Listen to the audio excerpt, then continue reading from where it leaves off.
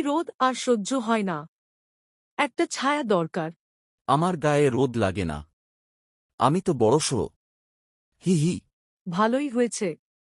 তুমিই তাহলে আমার জন্য একটা ছাতা।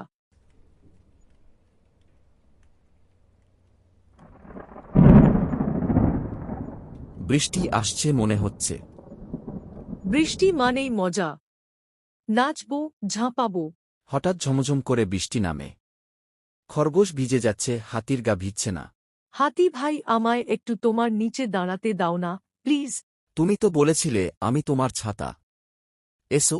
খরগোশ এসে হাতির পেটের নিচে দাঁড়ায়, শুকনো থাকে। তোমার মতো বড় বন্ধু থাকলে বর্ষাও ভয় পায়। ধন্যবাদ হাতি ভাই। তুমি শুধু বড় নও, মনের দিক থেকেও বিশাল। বন্ধুদের পাশে থাকাটাই বড় গুণ।